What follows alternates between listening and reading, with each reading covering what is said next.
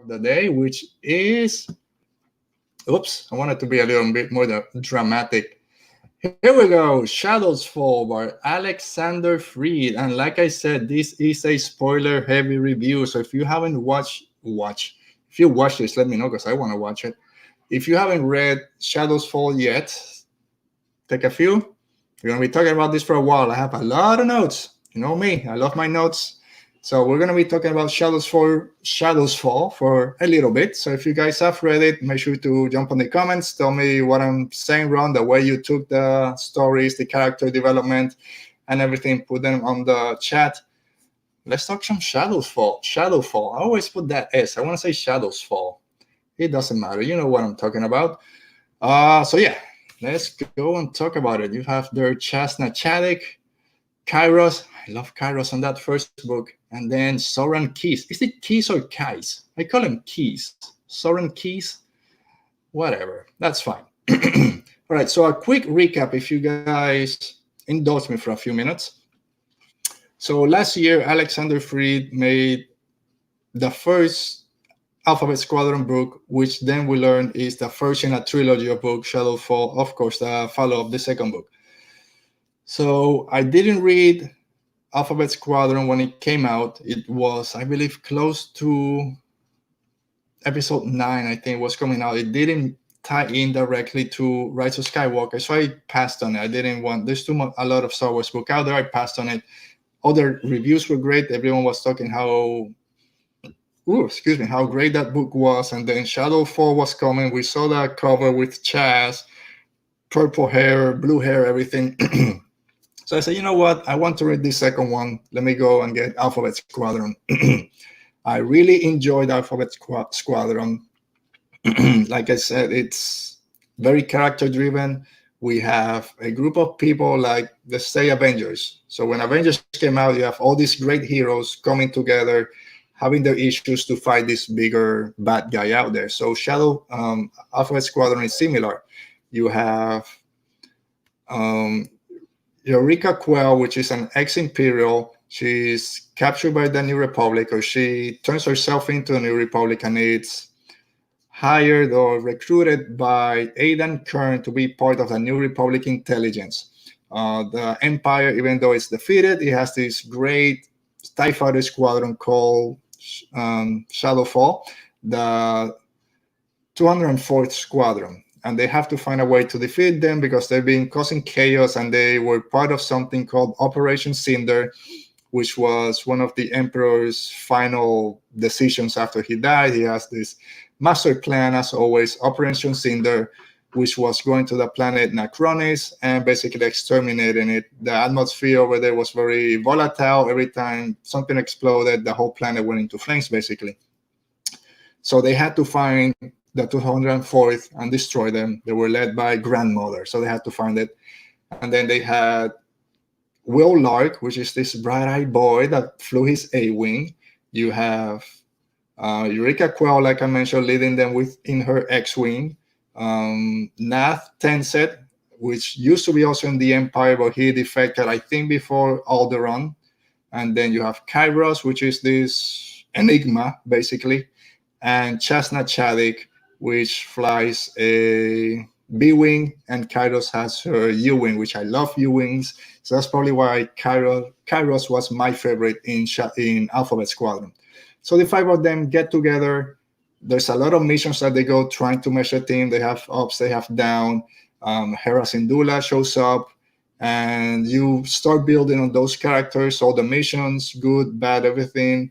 And then it culminates on this final battle in the planet Pandem 9 against the 204th.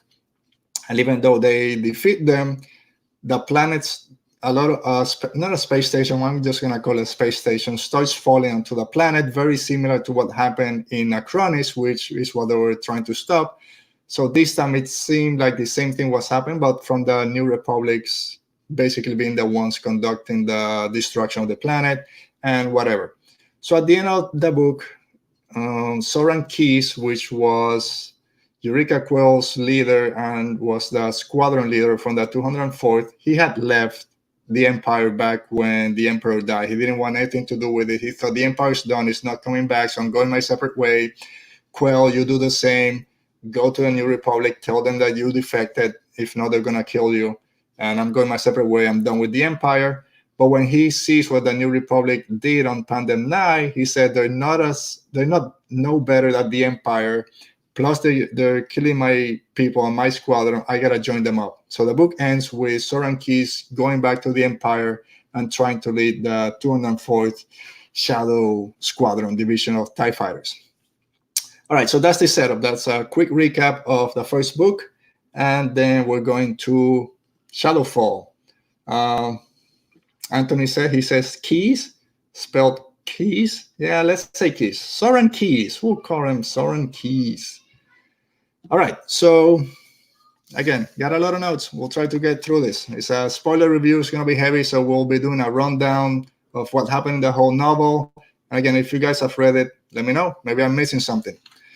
So it starts with Alphabet Squadron. They're finally a squadron, basically working together. Everyone has everyone's elders back. They're separated into two different missions, trying to get some information about where Shadow Squadron is. So they're defending small outposts or unimportant worlds out there, but trying to get information from some Imperial sympathetic that are still out there, trying to see where that 204th is, because they're hitting small targets. So they're trying to find what can we do to lure them to us. First, we were always reacting, basically. So we need to control the environment, bring them to us, and then we can control the battle. So they're trying to find out where they are. We have the return of one of my favorites, ITO, that reprogrammed Imperial torture droid. I love my Imperial droids now for some reason. It's my guy. See this one, right? My Viper droid, 2 Rs. So now we have an Imperial assassin torture droid that was reprogrammed to be a psychiatrist, basically, and he's Eureka Quell psychiatrist or psychologist as we go on. So we have the return of ITO, and he has a great quote that I think we should all, that works to us. And he says, memory, let me start it again. Memory is a construct for your species, talking about humans. An individual recollection is not a single clear recording, but a reassembly of all relevant data. And that goes, I've said it here before, my first Star Wars memories when I was 3 years old watching Empire, Return of the Jedi on my mom's lap, and Jabba the Hutt came out, I cried, blah, blah, blah. I said this every time. Again, I was 3 years old. Did I really remember that, or am I putting together different scenes that have been told to me and recreate them as my own memory, which is what ITO is saying here, which I think is great. All right, so certain point of view, you guys gotta run. Haven't finished Shadowfall, so yeah, go ahead. Come back later. We'll talk about it. I'll go to your show next week. I'll give you some spoilers if you don't. But thanks, Adam. Love you guys always. Coming on the show when you can. Love your show. Love the shout out for my birthday yesterday. Birthday was on Thursday, but thanks for the shout out yesterday and today on your show. So thank you guys for taking the time, and follow them if you don't. All right, so Quell also in Alphabet Squadron tries to repress her memory. She doesn't, because she's lying about her involvement in Operation Cinder. She just says, yeah, Operation Cinder started. I wanted no part of it, so I defected from the Empire, when in reality, she was a big part of it. She killed people. She was part of all the destruction of the planet. But her squadron, the other people in Alphabet Squadron, doesn't know this because she's repressed her memories or not telling the truth. She doesn't tell ITO, and he's trying to push her, and she gets very defensive when the topic comes on. And of course, it's going to come back to bite her at some point. So also Alphabet Squadron and the New Republic intelligence is trying to figure out who's leading the Shadowfall. The 204th grandmother was killed in the first book by Nath Tenseth. So we're trying to see if the head of the snake is dead, why they're still going on and causing all this chaos. Someone else has to be in charge. They're throwing out names, but it doesn't. I should have said, of course, I wore my X-Wing shirt. There's an X-Wing there to talk about Shadowfall. There's X-Wings. There's starfighters. We gotta represent. All right. So basically, that's the setup, a little bit of the setup. And it tell you the truth, at this point, the book lost me a little bit. In not that it lost me, because it is a pretty good book. I preferred Alphabet Squadron a little bit better than this one. It differs from the first one because it's not as strong in my opinion, because Alphabet Squadron for me was a history lesson of Star Wars. You didn't need to know what happened at Alderaan and or the Death Star. You don't, even if you go, this is the first Star Wars book that you pick up, you see those events, and then you can go and search for them if you want. It's a character. There's a lot of build-up of characters in Alphabet Squadron. You have all these 5 main characters, or 6 with Kern Aiden. And again, it's a character build-up, it's a character piece. Basically, they go on several missions that bring them together. And here, basically, we have one big mission that drives the whole story. And there's not a lot of character development. And for me, it ultimately suffers a little bit, because we're starting to care for these characters, and there wasn't a lot of growth moving forward, at least for me. So yeah, that's the start of the book. If you like a lot of character development, see them go up. There are ups and downs for them, but it's not as strong as the first one, at least for me. So their plan, basically, after they found out where, it might be a little bit later, where Shadowfall is, what they're doing, and they capture some stormtroopers. So their plan is to lure Shadow Wings to them. They're going to attack this planet called Cerberon, which is still loyal to the Empire. Or, sorry, not a planet, a system. The Cerberon system. There's a black hole close to it, sucking everything. So it's going to, in a few years, it's going to be gone. And there's 2 planets over there, Troith and Catadra, I think it's the other one. And there's an asteroid that is coming, and they're going to use that as a ploy to get them closer. So the plan for Alphabet Squadron and the New Republic is to attack the Cerberon facility that's still loyal to the Empire, but not take over it 100% and make this huge New Republic incursion. They want to leave a little gap that shows that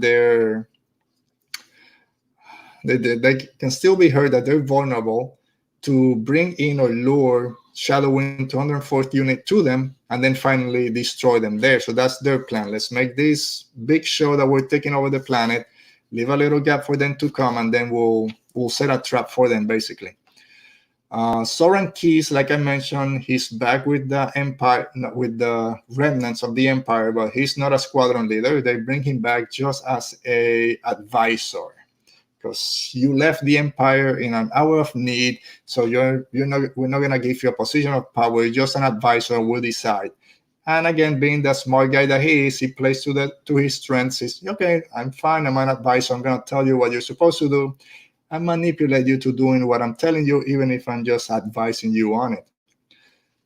So from the other end, we have Soren and his squadron, the 204th. There's 6 TIE Fighter Squadron. So their plan is, we're going to start attacking smaller New Republic outposts and take stuff from them.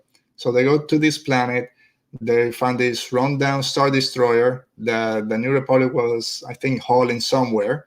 It's not functional. So what's the deal? They didn't care too much about it. But there were, I think, 9 broken TIE Fighters and a Star Destroyer. And when they go into the Star Destroyer, I think there's about 20 or 30 Empire people still there hiding. So they went from, we have a small stack of TIEs, now we have 9 extra TIE Fighters to rebuild the 204th. We have a second Star Destroyer, plus we have 20 or 30 more crew members.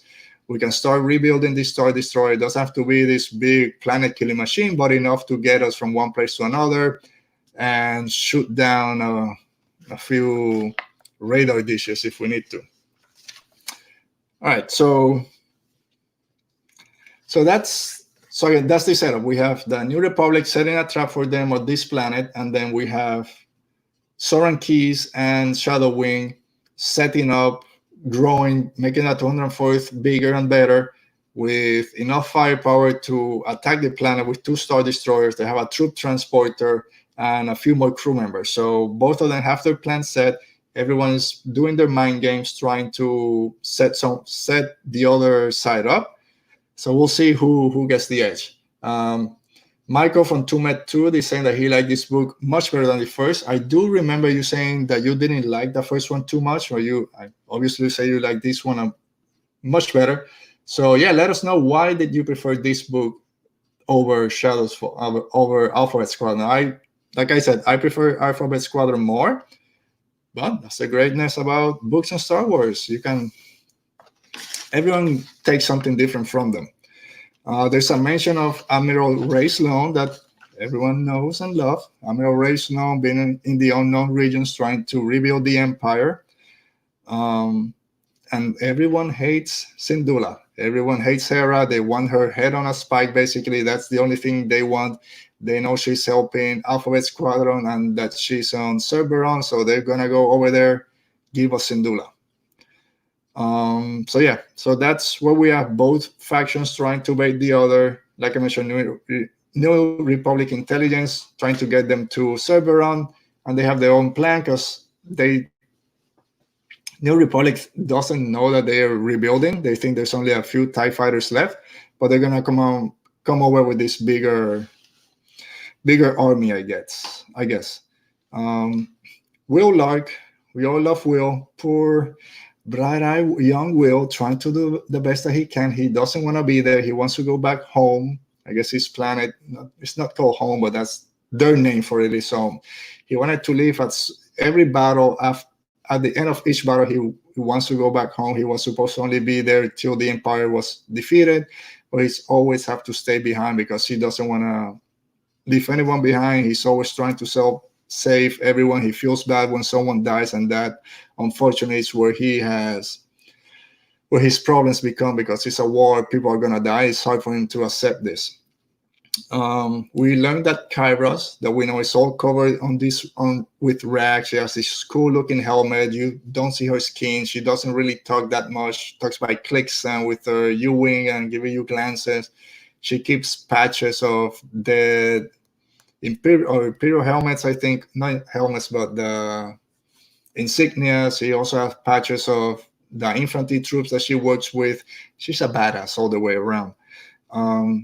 We have Hera Syndulla. There's more of Hera at the first half of this book than we got in Alphabet Squadron. Then I'll talk a little bit more, but she leaves for another mission.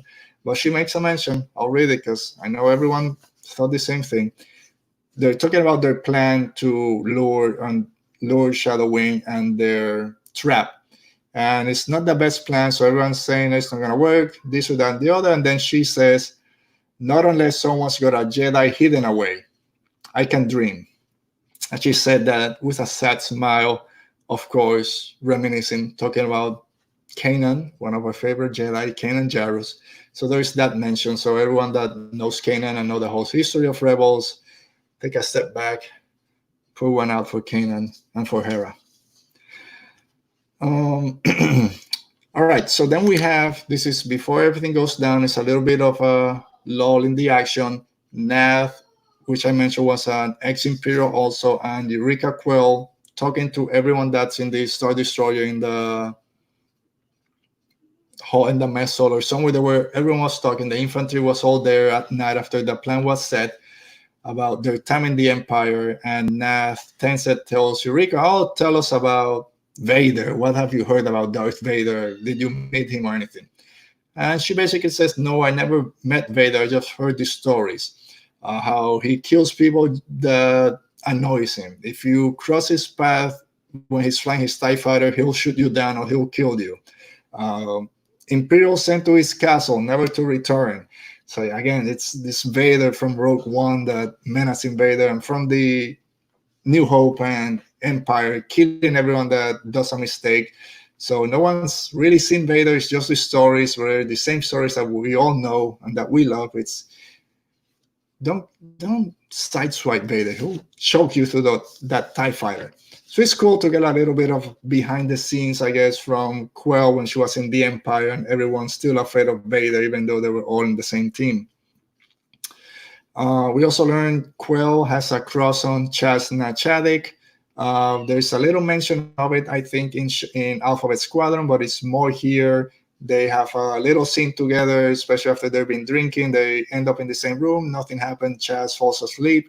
But from Quell, she's starting to feel some feelings towards her, and Chaz has let this also affect her a little bit. She's very standoffish of a lot of people, and she's letting her guard down a little bit with Will and with Kairos and with Quell, and we'll see how that goes.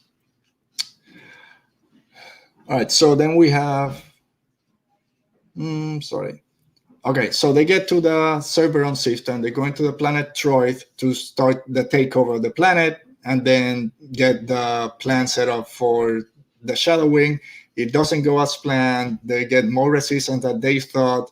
Kairos gets shut down. She's there with her bowcaster shooting at everyone. She also has the turret from the U-Wing killing all the stormtroopers. It's her against like 30 troopers. And again, one of the reasons I love this character of Kairos, if you read again Alphabet Squadron, she's a badass. She's taking people out from the tower, shooting everyone down, beating them up. And here she's defending everyone, defending the ground troopers again. And U-Wing does her job, but she gets overrun. And when they finally find her, she's defeated. She's down, extremely hurt. Quell is the one that finds her, at least knows where she is, and tells Aiden, and Aiden has this reaction, no, I gotta go find her, I owe her something. And he goes to get Kairos, and in this, Kairos gets shuttled away, Quell goes with her, and then something happens to Aiden Kern. He's knocked unconscious and he disappears, basically. We don't know where he is. All right, and then Soran and the 204th, they receive a message from Troy saying that the New Republic is attacking, and it's being led by General Syndulla. So the plan is set. All right, this is our moment. Syndulla's there. We got to go find them. We got to go get her. And the plan is there's this meteor coming on an asteroid that's going to go close to this system. They're going to hide behind it and reveal themselves where they're close enough to the planet. They won't give the New Republic enough time to turn the defenses on or form any kind of retaliatory action. So that's their plan. But again, New Republic intelligence, you have Quell that used to be in that 204th. She's thinking like they're thinking. So she's saying our plan is we're going to hide our infantry troops on the asteroid. So when the TIEs come in and they land on the asteroid, they don't have ground forces. We're just going to overrun them, kill all of them. If they don't surrender on this asteroid, they won't even get close to the planet. So that's the plan. Seems like it's going to work. It doesn't work. We know it doesn't work because if not, it'll be a 100-page book. But that's the plan. They're both using this big asteroid as their bait, basically. But Hera has to go with her other squadron to this other part of the galaxy to help in another mission. She trusts Quell to lead the mission. The plan is set. Execute. When I come back, we have defeated the 204th. But in all this is when Aiden goes missing. Some Quell and Nath Tenset, they find information from, I don't remember from who. They go to this other planet in Catadra. They find information that Aiden is being held captive by some stormtroopers, and they're going to ship him out to somewhere. Someone's bought him, basically, and they're going to ship him out. So you got to go get him before he gets shipped out. So they finally find him. They bring him back. She goes in this beat-up freighter to get him. They can't say that they're New Republic. So anyway, they do find them. There's a quick mention of the ghost. I don't remember where, but there is a mention of the ghost, which was cool. Before the battle starts, Soran is promoted from advisor to colonel. So now he's actively leading the whole remnants of the empire that's going to Cerberon. And again, he receives information that Rey Sloane was reforming the empire in the unknown regions, but he decides not to join them. Some of the other Imperials are, no, let's go join Rey Sloane. We got to rebuild the empire. For Soran Keys, that makes no sense. The New Republic defeated us. We can't beat them in this big game of who's going to be leading the galaxy, basically.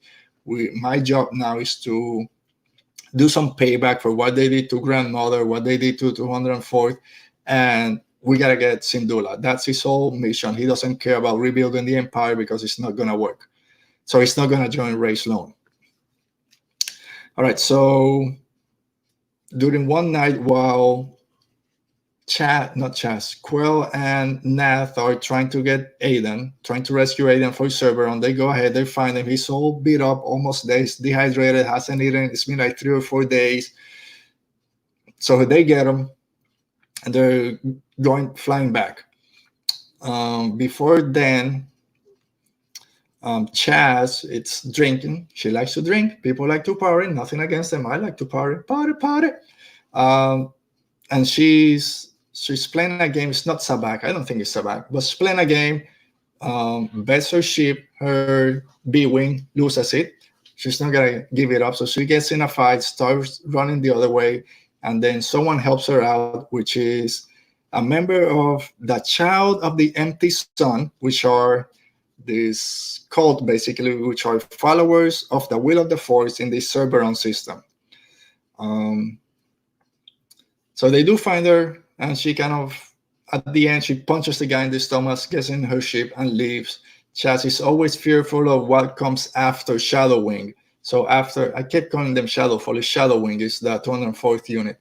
She's doesn't want to leave her friends because she's lost everyone, basically, and she's afraid for the end of it. Once Shadow Wing is destroyed, then we'll go our separate path, and she's afraid of what comes afterwards.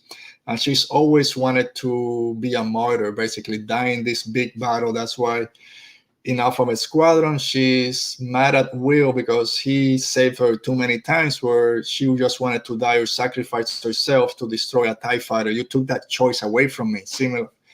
So that's, she grew up, or she joined the rebellion because she heard these stories of Gene Erso in Scarif, and that's what she wants. Endor, the stories of Luke Skywalker, the Death Star. And she never was on those big battles, being able to sacrifice herself, and that choice has always been taken away from her. But she still wants to go out in a blaze of glory, basically. So then we go back to the Lodestar, which is this frigate, this Nebulon class frigate, I think, where the New Republic is stationed. Kairos is not getting better. She's in a Bacta tank, but it's not helping. They don't say which species she is, but it's not helping. So they bring this specialist. They're going to take her to another planet to see if they can do something over her. So Kairos is gone. She's out of commission. So she's out of the way. Chaz is in this other planet, sort of in Catadra, trying to fly back after getting chased because she lost her ship or lost the game. And then Quell and Nath are coming back with Aiden and ITO. The only one that gets to say bye to Kai, or bye, to kind of help her leave because she's unconscious, was Will Lark. After Kairos leaves, Will makes it back to his room, and there's a message waiting for him, and it reads, it's a message from Colonel Aiden, only to be read in his abduction or his death, and it's concerning Eureka Quell.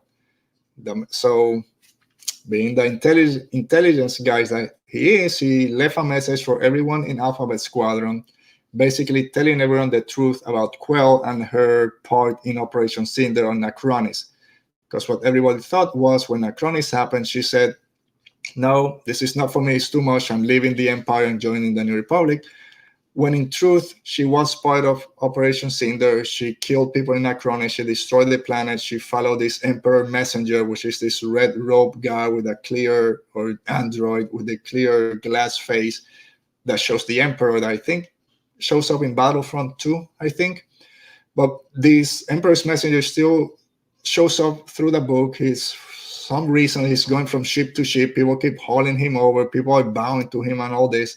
Soren Kiss doesn't care about the Emperor Messenger. But basically, that's Operation Cinder. The Emperor sent this message to destroy Necronis. Quell had a big part on it, and she lied about it. So everyone on Alpha Squadron received this message from Aiden, and they're pissed, as you can imagine. So everyone makes it back to the lander, to the shuttle bay, to receive Aiden, Quell, and ITO. She comes down, hey, I got Aiden, I found it, high five. Oh, what's going on? Why are you guys looking at me like this? And they confront her about it, about confront her about it. Obviously, I don't think she says anything. She doesn't have the words to explain herself. Chaz is ready to kill her right there, and she says, "If I see you, I'm gonna put a bullet in your head," basically a blaster shot, I guess. And as they're trying to get her to the brig or to jail, alarm starts sounding. Wheel. Uh-oh, Shadowwing is here. What? It's not time. It's not time for them. They didn't expect them for days, but like I said, plan wasn't gonna go their way. So the Imperials got here. They don't know it's Shadowwing yet, but it's Shadowwing. So they say we gotta go do something. So they're not ready for battle. Will gets on his A-wing without a flight suit. Quell doesn't have her helmet or has a cracked helmet. Not Chaz, sorry. Anyway, the alarm sound, they have to go. And they tell Quell, don't join us. We don't want you out there. From Chaz's point of view, I can't believe the New Republic let you come here. She thinks that the New Republic knew about Quell and still hired her and had her lead the mission. So she's discussed that with the New Republic, doesn't want anything to do with her. No one wants Eureka Quell flying with them. It's too much of distraction. We don't know which side you fall on, so just stay here. We don't want to see you out there. So they're not ready. They go on their ships and just leave. All right, let me see where I'm left. So everyone leaves. They decide that she can join the fight. And I did like this part. And it would be a great visual to see on the TV screen and the movies. Everyone leaves the bay with all the TIE fighters. And the only thing left is her looking at her X-Wing with the Alphabet Squadron crest painted on it. I think that's a great visual for someone that just lost everything. This big mission that you've been planning for months, it's finally going down, but you're there by yourself looking at your ship empty in this hangar bay. That's a great visual. And when everyone leaves, she knows she can't join them. She's going to at least stick to that. But she said, okay, if I can join them, I'm at least going to protect the Lodestar, which is this frigate that they were flying on. And when she goes to board her X-Wing, the droid says, no, locks her out. So that's kind of funny. Even the droid has more of a, I don't know what the word is. What the droid is, no. You betrayed us. I'm not opening up this X-Wing cockpit for you. So no, you're not going in. Find something else. Thank you guys for Flight Entertainment. Thanks for coming. Love you guys. Again, we'll talk soon. I know we're going to be doing something later. So have a nice evening and a good weekend. And before we keep going, because then the book kind of turns a little bit, Michael Condor from Tumatur is saying that because he liked this book better than the first one. The first book was like the first act of a play, kind of boring, but setting up. Second book is like the second act. Stuff starts getting good and we're getting down to business. And I do agree 100% that this does play like a play or like a movie trilogy. A lot of books, you have to do all three acts in one book. So you get the introduction, the problem in the middle, and then the resolution. Where this differs, for example, from the last Throne trilogy, the last Throne books, there are three books, but they're not really a trilogy. They're not together. So each book has a beginning, middle, and end. This is an actual trilogy of books that if you were going to do a movie series, it would be book one is the first one, second one is the sequel, and the third one is the third movie. So it does play that way, like you say, Michael. It is that first book is a very long introduction, and it still has those bits in the middle. And then this second book, it's where the action is. I did prefer the action more in the first one because this is just one contained mission. I like the other one because it had different missions going on, but I do like this one is that big mission that we have to do something about. This is our big plan, and it goes sideways pretty quickly. So it does play to those trends that you're doing, that it is like a play or like a trilogy of movies that, the second one is going to be the dark one where our heroes are going to suffer. So it does play on that. So you are correct on that point.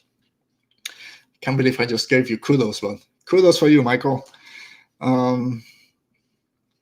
So everyone goes out. They believe that the Shadowwing is going to attack on two fronts. One is going to go to Catadra, which is the other planet that has civilians. And then the other part of the squadron is going to go to Troy and try to retake the planet. So Will, with Quell out of the way, Will and Nathanza basically are leading it. The Star Destroyer jams their signal so they can't talk to each other, but they say, let's go to Catadra. We have to save the civilians. That's the main thing. But before that happens, on their way there, on a secure line, someone from the X-Wings contacts Will, which is Blink. If you knew from the first book, they put nicknames on a lot of the TIE fighter pilots because of the way their ships look. So Blink had a light of char, had a lot of carbon scoring or whatever. So Blink, he sees the ship and he gets a message and telling him, go to Troy. This is a trap. Go to Troy. And then the lines cut out. He doesn't know why, but Will says, if Blink is contacting me, telling me to go to Troy, I'm going. So he turns, he goes over there. There's no way of him to communicate with the New Republic forces, but Nav sees him turning. He follows Will to Troy. Chaz doesn't see her because she's a little bit farther behind her B-wing. So she keeps going to Catadra, to the other planet. So now you're separating them. You have Quell in the Low Star Bridge trying to defend from the frigate. You have Will and Nath Tensed on their way to Troy, to the other planet, because someone told them to go there. And Chaz and the rest of the Republic forces going to Catadra to attack over there, where they see all the other troop transporter going. All right, so after Quell notices what's going on, Nat flies by because Will tells him, hey, that's a 204th there. It's them attacking. He flies by. He shoots missiles or flares in a sequence to tell Quell there's a 204th is here, so she knows. So she has to protect them. So the frigate goes out of the Lodestar, I should say, she was close to orbit on Troy, protecting the planet, but she has to go farther out to attack one of the Star Destroyers that's coming to the planet. Quell gets on the same frigate that she used to bring Aiden back to the ship. She gets on it to go find out the troop transporter that's going to Catadra. So basically you have Quell going. Let me start. So you have Will and Nath defending Troy, that planet. You have Chaz on her B-wing following this troop transporter that they're going to use, the Empire's going to use to get all the Shadow Wing back and head out when they're finished. And then Quell, she gets on the frigate and goes also to the troop transporter all the way to Catadra. But they don't know that Soren Keys is attacking on two fronts. So he's going with a Star Destroyer around the planet to come from behind to attack Troy, while another Star Destroyer is coming from the front, attacking the Low Star, moving them away from the planet, away from the battering cannons, basically, and from the planet shield. With the plan being, we're going to attack the Low Star so hard that they're going to have to retreat back closer to the planet, and then we're just going to break their defenses and destroy the ship, make it fall to the planet, and destroy everyone, destroy the shield. While on the other end, what this is happening, we're coming out from the rear, unload our TIE fighters at 204th, and kill everyone on sight. So as that is going on, Chaz is going. She's trying to get to the to the ship transporter. She's going by at the asteroid debris field. She gets shut down because she doesn't have enough fuel. That was her thing. Her B-wing can't catch them. Her runs out of fuels and starts drifting in the debris field. Quell is coming behind, not knowing what happened, trying to destroy the ship transporter. She uses the tractor beam from the frigate. She shoots a meteorite or this debris into it, crashes it into that transporter, blows it up. Then her ship is carrying and it's all messed up also, so she's also drifting in the field. And then you have Will and Nath defending Troy, overwhelmed, so they have to retreat to the planet. The Low Star is basically destroyed. It's very similar to Rogue One, what they did to destroy the planetary shield over Scarif. But here you have one of the Star Destroyers that they brought is also out of commission. The Lodestar is out of commission. So they basically crash together, fall down to the planet, destroy the planetary shield, and it gives enough time for that 204th to go into the planet. So at this point, we have Chaz is stranded in her B-Wing, drifting in the asteroid field. Quell, Aidan, and ITO, which were all inside this frigate, are broken down in the debris field. You have Will and Nath on Troy, while the 204th is also on the planet. It's taking over the planet. Kairos is out of commission, off-world. And then, but Alphabet Squadron, it's facing trouble all by themselves, but also Shadow Wing, it's basically stranded on Troy. Their 2 Star Destroyers are destroyed. The ship transporter that they were going to use to get off planet at the end is also out of commission. So they're inside the planet trying to figure out what to do. So at this point, there is basically 4 stories going on at the same time. And instead of going chronologically, we'll just go by each little section. To me, like I mentioned, Will is this bright-eyed kid. He's always remind me of A New Hope, Luke Skywalker, always thinking, how can he help people? He always is the good in everyone, even in the Empire folks, and he's always going to help you no matter the circumstances. And Nath is more of the cynical Han Solo type. He's only in it for the money. The only reason he started, even in the first book, was because Aidan offered him money to get some dirt on Quell. So he always has his own agenda, just cares about himself. But yeah, so basically you have Will, Nath, and the rest of the New Republic forces, the ground forces on Troy. So Will wants to do something. He wants to protect the people because the 204th is just killing or going around, and everyone that's not sympathetic to the Empire is getting destroyed, and Will wants to go help them. But Nath tells them there's 2 of us, like 30 ground forces, again, all these TIE fighters. We can't do anything. Let's lay low until we can find more help. So that's the way they are on there. Will and Nath and what's left of the New Republic forces are going to try to retreat to the other side of the planet. It's called the Scar of Troy, which is all these canyons, and try to find, because there's a mine on the other side that might have a transport and some ships over there that they want to try to fix, do something with them so they can do an offensive against Shadow Wing. So they will try to find any type of flying vehicles. Civilian airspeeders and police cruisers are the only thing that are around that they can use.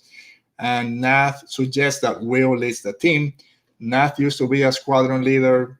He lost his old squadron, so he doesn't want to deal with it again. He's a natural leader. Everyone likes him, but he doesn't want to be in that position of power. And he wants to give the charge to Will. Yeah, Michael, you were right. I said it. Yeah, you are.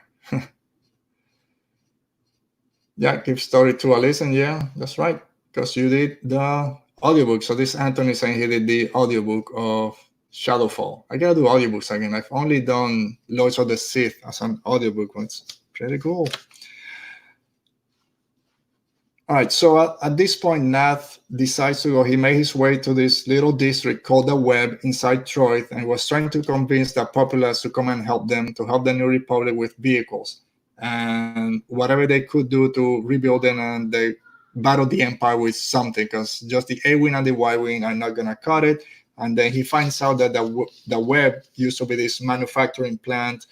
They built a lot of transport ships over there. So yeah, good for him. So he found something. And the deal was that the people at the Web will build these vehicles for them and help them fly them. If at the end of this, when the New Republic destroys the Empire and drives them out of the planet, that they turn the plants back on. Because when the Empire came, they shut down the plants. We don't need this type of vehicles. We're taking over. So very similar to what happens here. New company comes in, everyone loses their job, manufacturing plants goes away. They want this to come back because Troy used to be this important planet close to the core, but then Coruscant took over and everyone forgot about the Cerberon system. So they want to try to rebuild it. So that's their plan. So that's Will and Nath and their plan. So then you have Chestnut Chaddick, she gets, like I said, her B wing is no fuel. She's afraid that she doesn't have enough oxygen because there's an alarm going. So she climbs out, does this spacewalk to the back of the ship. She reaches the oxygen reserves, sees that they're fine, just a malfunctioning alarm. But there's a spark that happens. And if you're looking at something, there's a spark, you're always going to react. So she reacts, she pushes off from her ship, and then just starts drifting in space farther and farther away from her B wing. And she's basically done for it. She's making amends and all that stuff. And then she passes out basically. And when she wakes up, she's been rescued by the children of the empty sun. She's in this ship with them in the driver's skiff. So she's been rescued by the same people that she punched a day or so ago were trying to help her when she was running away from this card game. The children of the empty sun rescue her. They take them to their planet. On the way there, they're attacked by a single TIE fighter that later on we learned that this is Soren Keys going back. We also learned that Chaz grew up in a cult basically with her mom, which was, I just like this picture. Her family was in this cult. She never liked them, so she ran away, and now she's being saved by this cult, which she calls them a cult basically, and taken to Cerberon. To Catadra, which is this other planet. So as she gets not indoctrinated, but she starts being part of the Children of the Dying Sun, she learns that they have a prisoner that's an empire, an ex-imperial. And she does what she needs to do. She finds this Imperial, and then she learns that she's a TIE fighter pilot. She's part of Shadow Wing. They have this confrontation. They fight. They're separated or whatever. I think the pilot, her name was Cedia. What's her? Palau Cedia, which is not said. And I'm going to guess that this is going to be Blink. And we'll find this out on the next book. I'm sure they're going to meet up again. But basically, they form an uneasy alliance to get out of there. Cedia tells her, there's ships here, but we need a code cylinder to be able to go into this hangar, steal the ship, and get out of here. Then we'll go our separate ways. Chaz says, man, I'll help you till we get there, and I'm going to kill you because you're Imperial. I don't care about this. Few things happen. Finally, they make it to the hangar bay. They see the ships. Chaz sees her B-wing there, so she's a little bit distracted by this because the person she knocked over the head to take the code cylinder wakes up and follows her over there, and the guy that saved her in the debris field is also there, so she gets distracted, and she misses Celia getting on her own ship and hightailing it out of there. But then Chaz gets on her B-wing and leaves everything behind. But I'm sure this is going to come back, and we'll talk a little bit more about it at the end. And then they go the separate ways. So now we have Will and Nath trying to get to the Scar of Troy at the end of this planet to try to get to this mine that might have a ship for them to leave. Chaz finally was rescued, almost indoctrinated into this cult that followed the ways of the Force, not the ways of the Jedi, ways of the Force. But she finds her B-wings and also hightails it out of there. Then the third story, now we have Quell, Aiden, and ITO drifting in the debris field, but they see there's a blip on a sector. So when Quell was trying to find Aiden, she knew that Aiden's captors were trying to get to a place. There was a little blip on this sector, and she was trying to get there. She didn't know why, but as they're drifting to the debris field, she sees the blip again. She redirects the freighter over there and basically glides to this planetoid, is what they called it. They just crash on it. Aiden is almost killed because he's already beaten up from being taken hostage. ITO is also damaged. He goes flying out of the ship when they crash, and Quell is also in bad shape. So they start walking, her and Aiden, trying to find ITO, trying to find this signal that they saw on the radar, but there's nowhere to they don't know where they're going. They don't have any guiding or whatever. There's basically a desert planet at this point, but they're trying to get somewhere. And at this, the Aidan and Quell, even though been working together for years, they still have their issues. Quell is always thinking, should I just kill this guy because he's gonna backstab me or blackmail me eventually?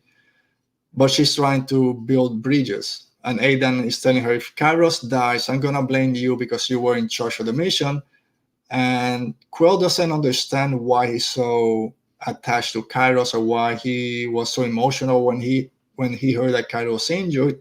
And then we learned that Aidan had been taken hostage by the Empire years ago, and him and Kairos were in the same detention facility, and they would pass each other back and forth as they were going back and forth from the interrogation room.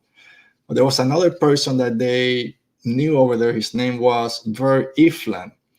And Ver died before they could escape, but they said he was, where am I? He could work miracles with droids. So this guy, Ver Iflan, reprogrammed a torture droid, ITO, to help them escape. So basically, ITO, Aidan, and Kairos escaped this Imperial detention facility together thanks to Ver Iflan that reprogrammed ITO, and all of them left together. So that's why he has that connection with Kairos and tells Quell, if Kairos dies, I'm blaming you. And then Quell is, come on, I can't catch a break with you. I've been doing everything that you want me to do, but you're always going to get me.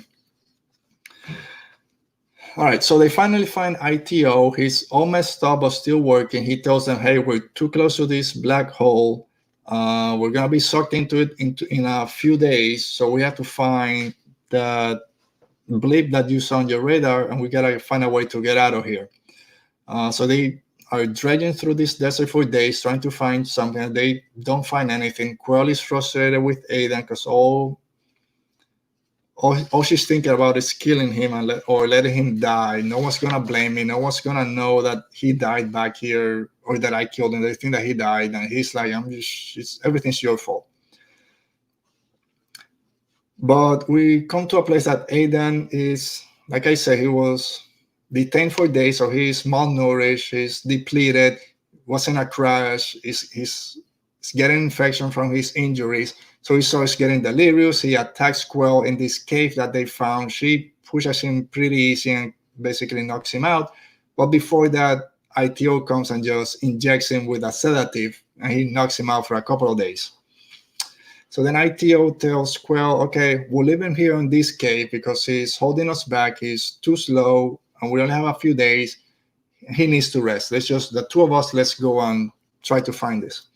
So they keep walking for a couple of days, and they finally come to this tower that she sees. Right, so Quell and ITO found a tower that's carved out of stone that reminds her of a Jedi temple they saw in Alphabet Squadron. So in that book, Hera sends them to this planet to get some supplies, and it's basically a Jedi temple, and everyone has some visions, and they start telling their story. So here we have Quell and ITO find a similar temple or a tower carved out of stone, and the only thing that reminded Quell of it, and she says, is this propaganda word that the rebels used to say, and it's Sith. So we're led to believe that now this is a Sith temple that they find over there. But they can't enter the structure, the door is closed, but Quell has a vision of her time in Acronis and with Operation Cinder. And the vision starts with her being one of the victims being burned to death, basically with everything going on. And then the vision changes to her being one of the pilots killing everyone, which was basically what she did, and reminds her that this is her legacy. She was the one that destroyed this planet. So she has this vision. When she wakes up, ITO tells her, you've been incapacitated for several hours, but the tower was reading your biosignatures. It was scanning you. And there was a few reactions from the way you were feeling during this vision.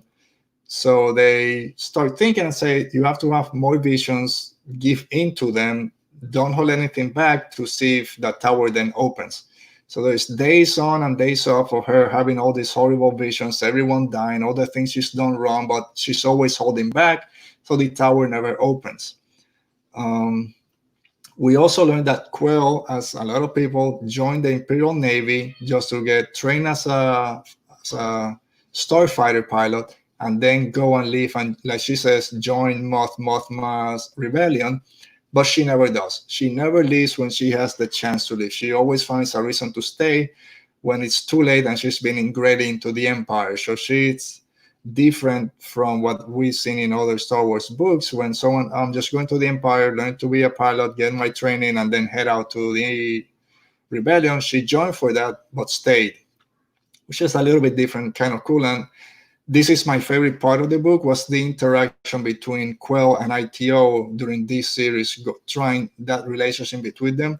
I've been seeing a lot of Hannibal lately, the great show that's now on Netflix. I've been doing my rewatch on it, so I love that psychiatrist-patient relationship.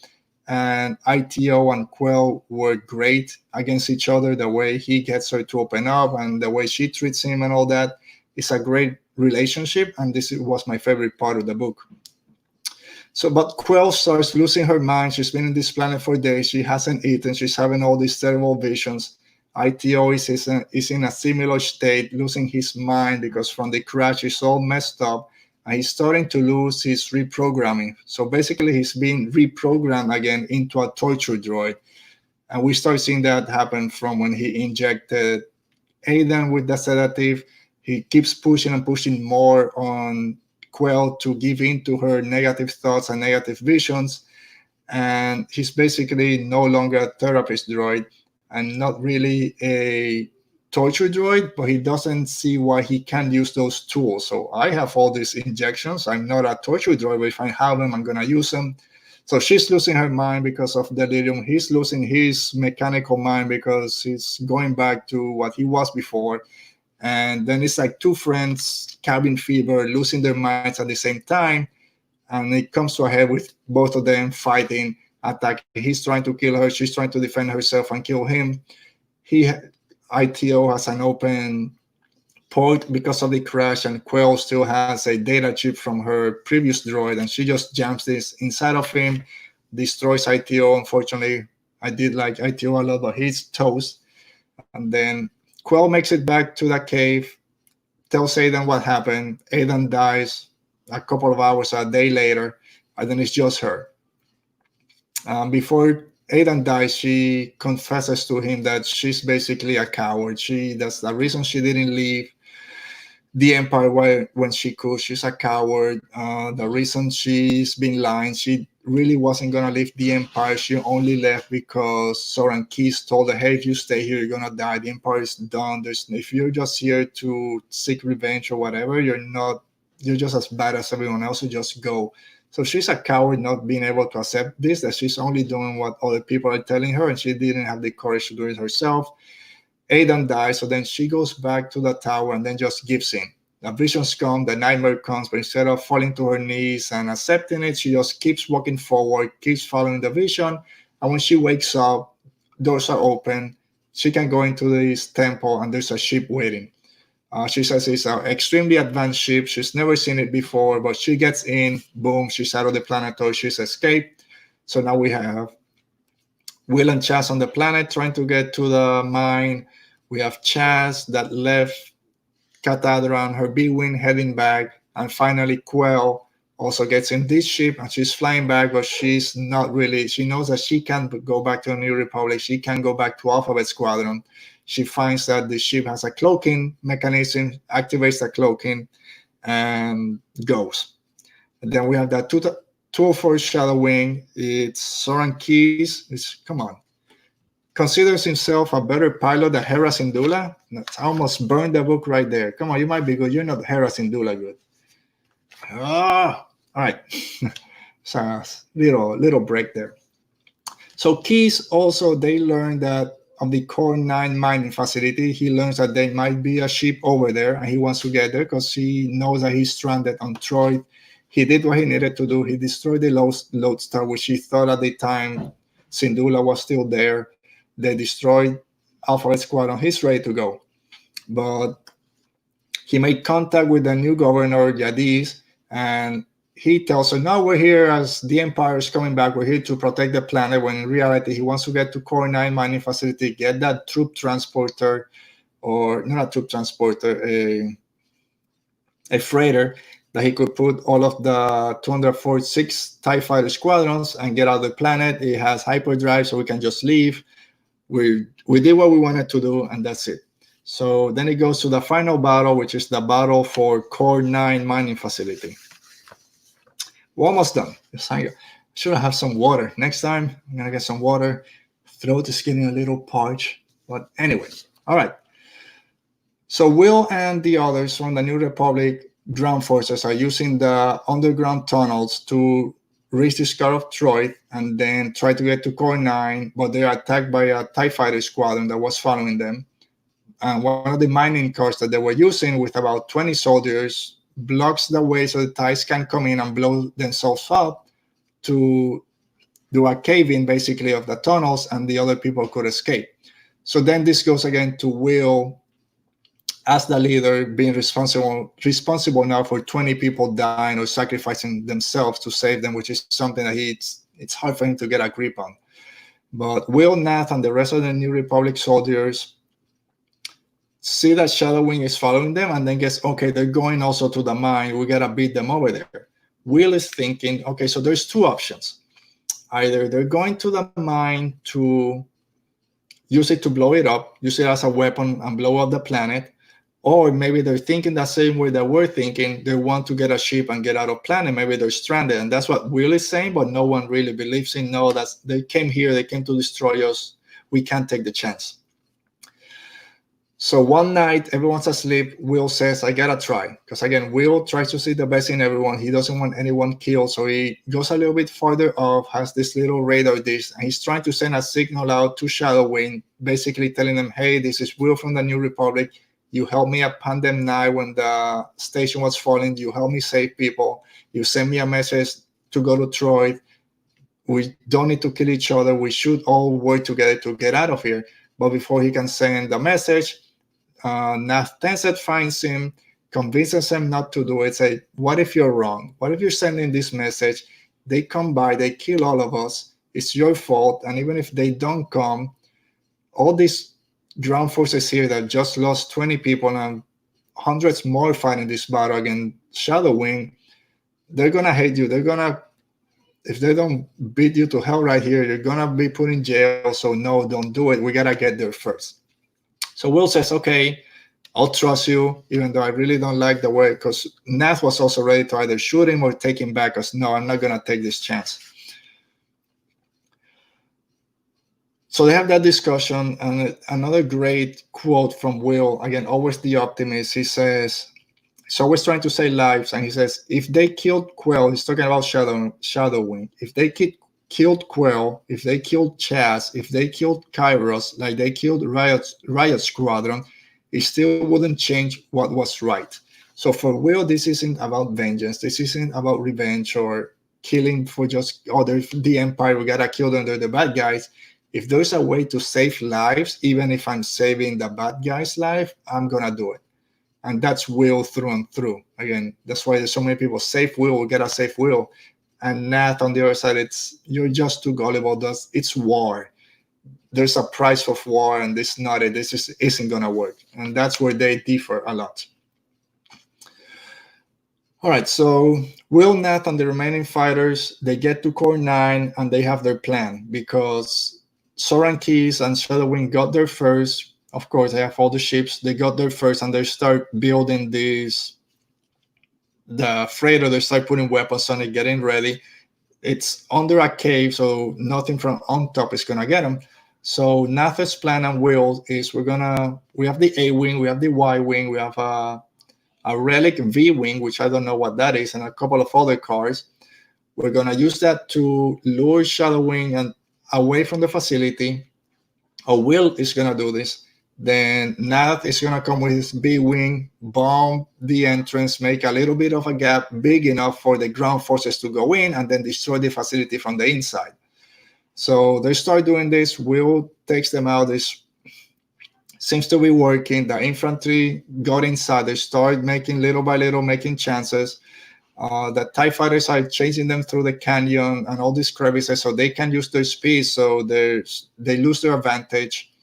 The infantry is gaining ground, and it's working. Then Keys was getting ready to board the freighter and leave. He calls the rest of the 204th, which is on the other side of the planets, and they all start coming. So our heroes, Nat, Will, and the few Republic forces are going to be overrun pretty quickly because 6 squadrons of TIE fighters are coming over them. And just as they start to get overwhelmed, here comes the hero, Hera Syndulla, Vanguard Squadron. They're back on planet. They receive a message from Chaz when she left Children of the Dying Sun. She sent a message to Hera. She's back with reinforcements. And here we go. It's about to go down. And then that ends the battle for Cornan. And then we have the battle for Troy. So before we go, let me take a quick break and see what Anthony is saying. Anthony is saying that Nath Tenser is kind of like his own self. Love Will like too. I love Will. Again, he's too much of a nice guy to be the leader in a war like this. People are gonna die. He needs to understand this. Nath is a cool guy. He knows, he likes drinking and talking to the people and bringing everyone together. He's a natural leader. People gravitate to him. At the same time, he has his own. He's working on things. He has his own way to get out of there. He says it in a couple of chances. I can just leave right now. No one's gonna really notice. But he stays because he has a soft spot for Will, similar to Han Solo having a soft spot for our friend Luke Skywalker. So Chaz is flying her B-wing with Vanguard Squadron when they reach Troy. So the freighter is getting ready to leave with the TIE fighters docking, except one squadron is left behind defending them.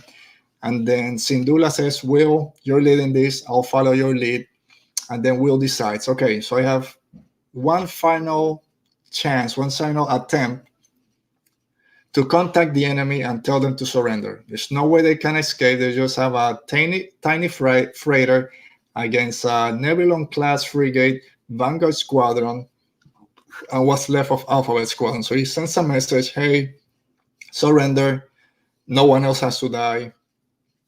No one replies back. So then he gives the order to all of Vanguard Squadron to pursue and shoot down the freighter, which for him is the worst decision, the hardest decisions he have to make, because he hates the idea of fighting and attacking people that are retreating. They're trying to leave. He says, sorry, we can't let you go again. Shoot them down.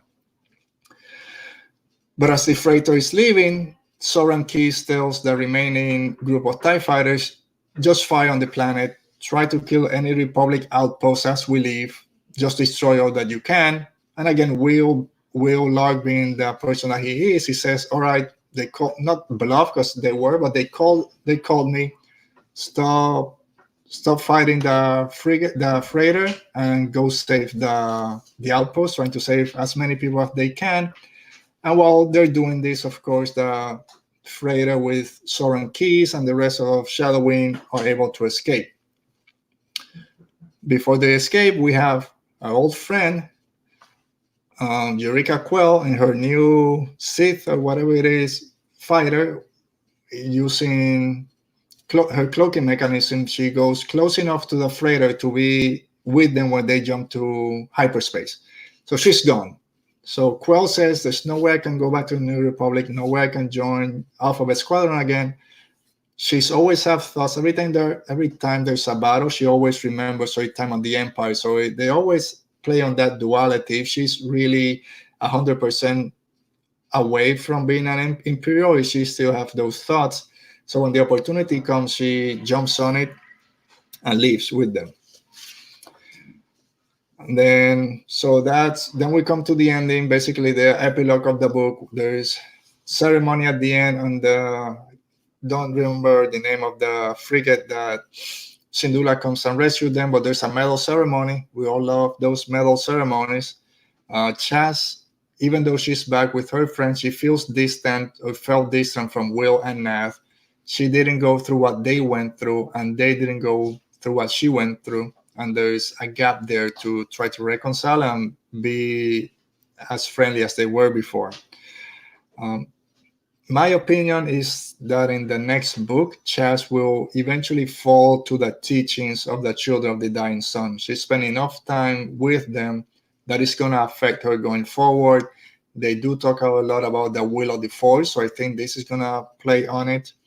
We learn now that Aidan is dead.